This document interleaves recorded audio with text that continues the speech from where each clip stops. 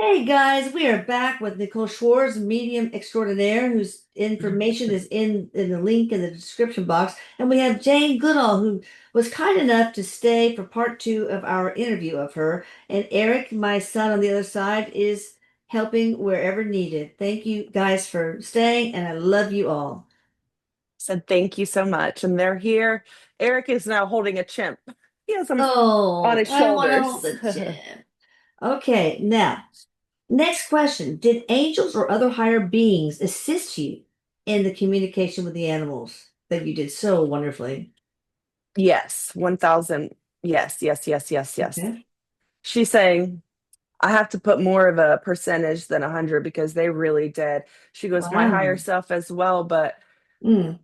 yeah, there was a lot of angels and higher powers that were helping Did you me know it at the that time, or you just looking back as a spirit?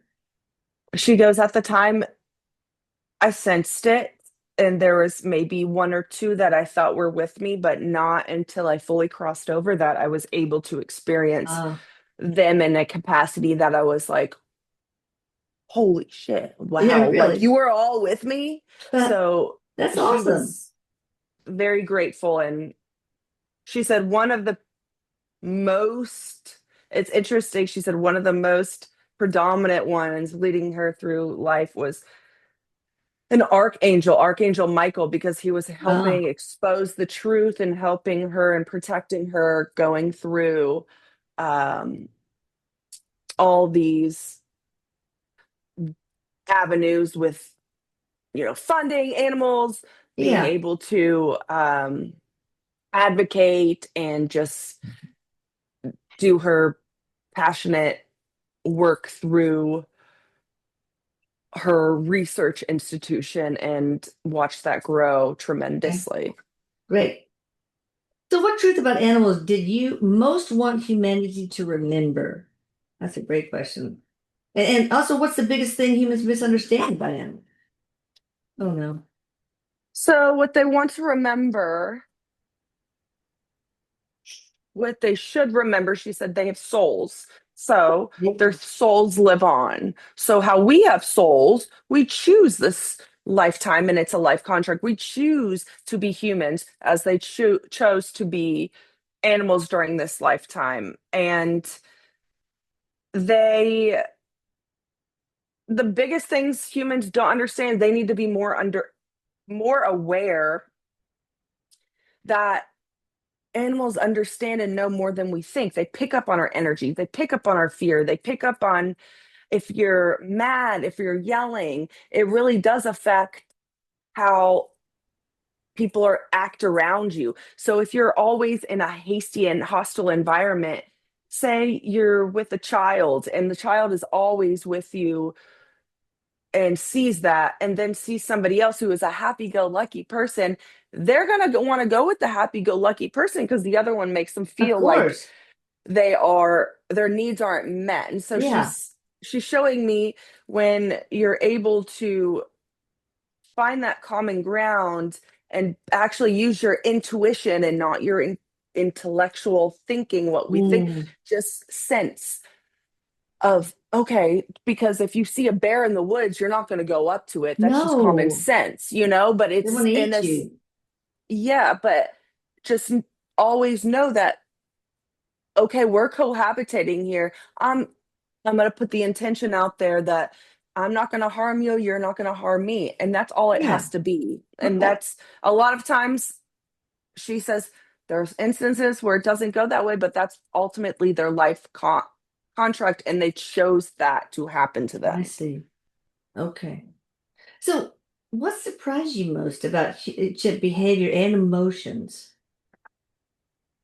They feel an array of emotions. She's saying, she goes, their emotional regulation, their frontal lobe is a very, very, or there's their executive functioning too. And it's just interesting how they're able to um, be so similar to humans, yet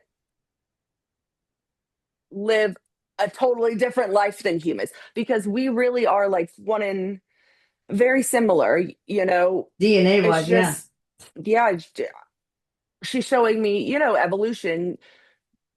There are places where people grow in other places of the world. They grow more hair than others, or they look different than others. It's Right. all about the same as animals and where they are and what the environment and how Earth really does have that role and have an effect in all the climate and the temperature. She's showing it just it's like bam, bam, bam, bam. Okay. Everything is going into that. But the most thing that surprised me, she said, I'll tell you a story when I was somewhere doing her mission, doing her work, Yeah. and there was a young chimp, and she was able to, be with it when it was such a little guy and saw it. So she was able to kind of see it growing up in a way where even if she wasn't there, the research team was like, okay, this is uh, Jovi, whatever the name was. And this is how they're growing up. But the funny thing is, they had such a strong connection that she went back, I don't know how many years and years later, it remembered her. So Oh, she goes, wow. their memory, their sense, they really do. It's their Especially brain emotional is, memory. Yeah. it's so intricate because they can't really she's like patterns and recognition. It's like it's different than the humans where we can really like, oh, you have blue eyes, you have grit, it's different in that sense. But she goes, they Okay. remembered and they felt my energy. She goes, smells and everything, they really do understand your energy and your presence and they remember you. That's amazing. Do you believe animals possess intelligence in emotional or energetic ways, even without spoken language? I would say there's a big fat yes, right? Yeah, they're very intelligent. We just don't take the time to kind of establish what they know. We kind of are like, if they don't fit into our schedule, if they don't fit into our way of living, we get mad, we get frustrated. Say you're training a dog, if they're not doing something right on the first try, you have to be patient and you have to see what they're going to show you because over time, what happens when you're with anything that you anything that thrives in love is going to Yeah. thrive in society.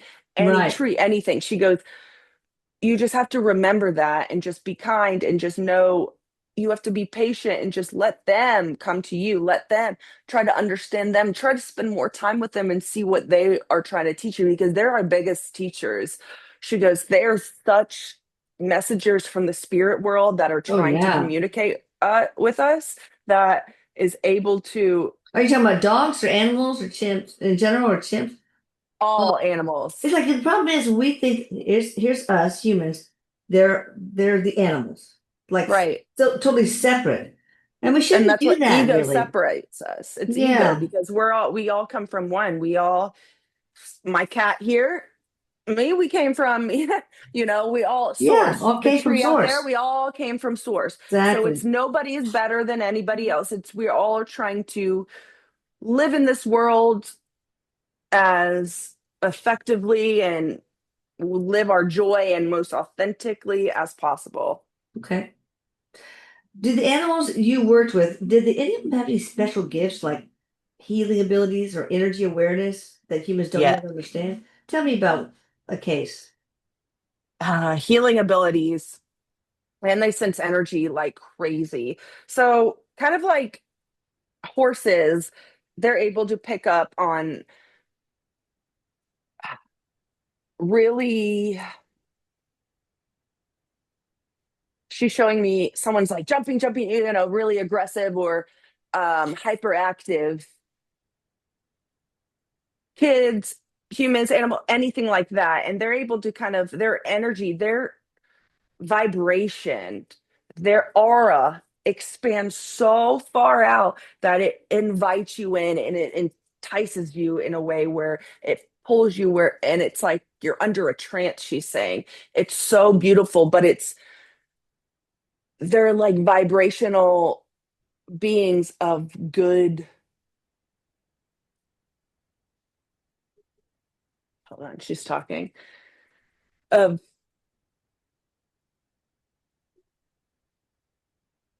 like the highest frequency angelic light and connection from source, and they are just radiating that so you can Hmm. feel it as well. Okay.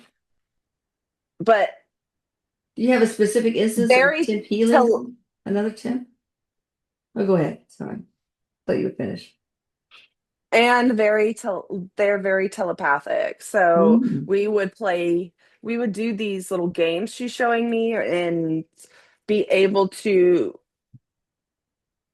understand each other in ways where it's like, how do you know that? I would be thinking of this chimp that I was working with, and all of a sudden it would show up behind me. Oh, Like yeah. things like that. So they really did sense when you are in the same environment and you're working with each other and That's you're under, cool. it's like you're under the same frequency, you're able to feel each other, feel the Yeah. pull. It's kind of like she's showing me, have you ever heard of that red string theory? It's like your soulmates on the other side of the No, I string. don't know that one. You guys are pulling each other closer and closer. It's kind of like that. Oh, that's cool. I'm going to look that up. So, what do you believe is the most essential thing humanity should know to truly love and respect animals? They come from source like we are, they're a whole and part of God like we are, or I'll let you answer that. Okay. So she's saying Yeah. love and respect is very, very, very important and coincided with how you should present yourself every day. She's saying everything that you come in contact with, there's always something going on that you don't know about, even with animals. Maybe they have an upset stomach. They don't really tell you what's going on, Yeah. or maybe they don't feel like themselves. We have all our days like that. Yeah. Animals do too. Trees do too. The Yeah. grass does too. You know, everything does. So she's saying if you're able to give a smile or able to give something positive or able to leave someone better than you found them, then Yeah. you're doing a good job. You're doing what Absolutely. humanity should Yeah. be about. That is what it's all about. Okay.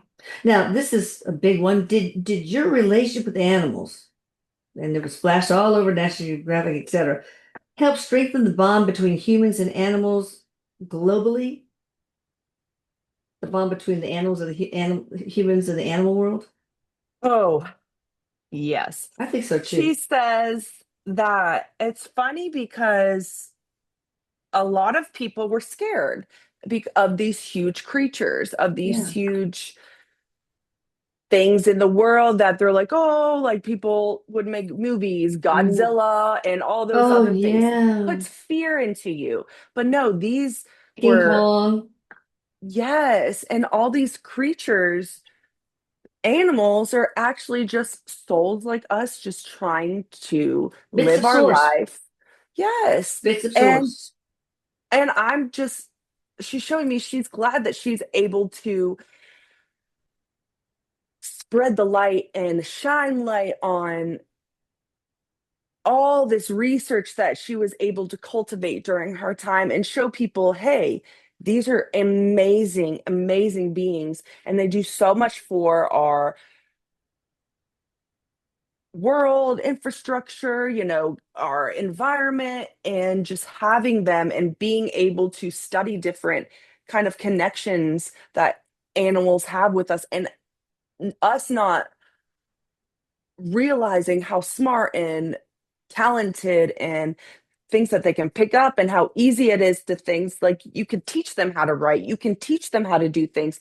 It's Amazing. interesting that you could teach them how to go to the bathroom.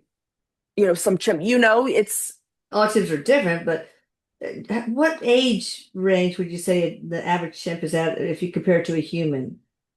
Like a toddler or 4-year-old, 6-year-old, 2-year-old? toddler.